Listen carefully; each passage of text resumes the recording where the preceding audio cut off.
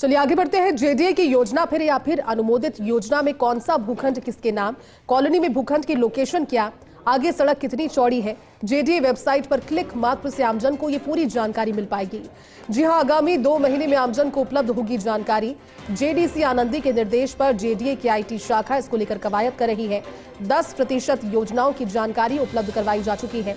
JDA की website पर जानकारी उपलब्ध करवाई जा चुकी है। शेष योजनाओं की जानकारी आगामी 2 महीने में उपलब्ध करवाई जाएगी। ऐसे में जेडीए वेबसाइट पर जयपुर मास्टर प्लान 2025 पर क्लिक करना होगा और उसके बाद जेडीए प्लॉट बचा स्कीम सर्च पर क्लिक करना होगा। ये स्लैश में इसको लेकर के विकासकर्ता का नाम, योजना या फिर नाम और भूखंड संख्या दर्ज करनी होगी। जो पूरी जानकारी दर्ज करते ही भूखंड योजना के नक्शे में जहां स्थित है नक्शे पर वहां हिस्सा वेब पेज पर उपलब्ध हो पाएगा। तकनीक से इसे जोड़ा गया है और सरल इसे किया गया है इस पूरे प्रोसेस को। अपडेट आपको दे दी इस खबर पर।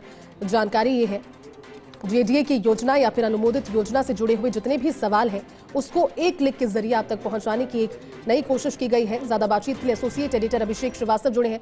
अभिषेक, की अच्छी बात है कि जो पूरा प्रोसेस है उसे और ज्यादा सरलीकरण के साथ जोड़ने की और टेक्निक के साथ जोड़ने की कवायद की गई है।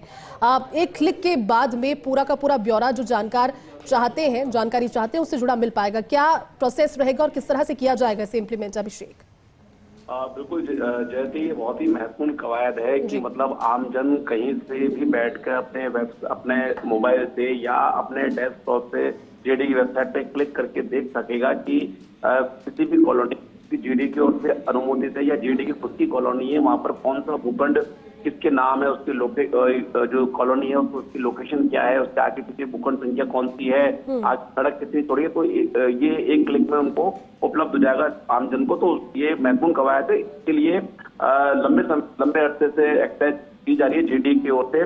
और महत्वपूर्ण अगर इसमें देखें तो जो 90A पोर्टल है, ई पंजीयन पोर्टल है और ई धरती पोर्टल है, इसका आपस में इंटीग्रेशन किया जा रहा है। इसके अलावा जो जेडीए का खुद का जो लैंड बैंक है, centralize property repository management system जिसे CTRM कहा जाता है, उसको और ई ऑक्शन सिस्टम, इनको भी इंटीग्रेशन किया जा रहा है। आपस में इन सभी चीजों का आपस में इंटीग्रेशन किया जा रहा है ताकि जानकारी मिले। और इसके अलावा एक महत्वपूर्ण कवायद ये भी की जा रही है कि जितनी भी योजनाएं अब तक जेडीए की ओर से अनुमोदित की जा चुकी है या जो जेडीए खुद की योजना है, उनकी जो भूखंडों के पट्टे हैं और उनके जो लेआउट प्लान है उनको खंगाला जा रहा है और उनको उनको शेप फाइल में करके जेडीए की वेबसाइट पे अपलोड किया जा रहा है। और अब तक करीब 10% योजनाओं की जानकारी जेडीए की वेबसाइट पे डाली जा चुकी है।